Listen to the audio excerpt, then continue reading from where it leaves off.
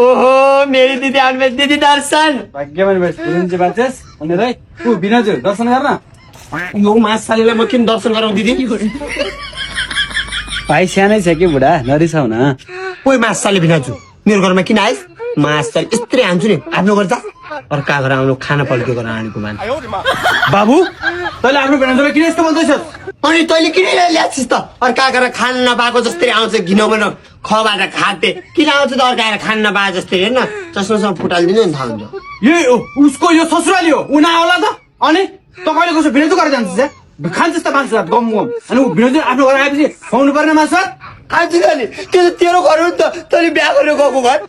अनि त तेरो यदि यो पोइ हुन्थेन भने त यस्तै हाल्नु मुख क्याच्चो खिचाइदिन्थ्यो मैले मेरो रिस त कस्तो थाहा पाएछस् त 2-3 चोटि त तेरो घाँटीमा हानिदिन्छु त मैले मेरो रिस हेर बुढी यदि तेरो यो भाइ हुन्थेन भने नि यसको त मैले के गर्थेँ सम्झे तेरो भाइलाई हेर देखिस् त मासालेको बानी यही त खराब लाग्छ तपाईँलाई नत्र त म तँलाई बिनाजु भनिहाल्थेँ त यही बेला बेला सुरुक सुनिकिने सालाका खाने जोगान्ने कुड्ने जोगान्ने नत्र त म किन नराम्रो मान्थेँ र तँलाई केही बानी मलाई मन पर्दैन तेरो ए सालो केही नभए पनि म तेरो भेना जोगे अलिकति सम्मान गर्न सिक होइन भने तेरो गाला फटाउँछु फेरि मैले अहिले ल्याउ गर्छु म इज्जत किन गर्ने म तँलाई मिठाई ल्याइदियो मलाई के ल्याइदिन्छ मिठाई चाहिँ चिची के ल्याइदिन्छ गर्दा आफ्नो गर्दा मासाले मलाई जति भाइ भने जति उ गएर माया गऱ्यो त्यति बाँच्दिँदो रहेछ तर कति जुराउनु न पट्टापट मुखमा हान्दै थाहा आउँछ अनि मलाई किन मिठाई ल्याइदिनुहोस् त दिदी बाबालाई भनौ बाबा बाहिर आऊ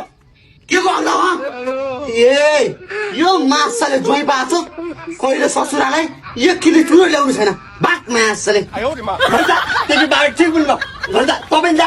आसन जा गर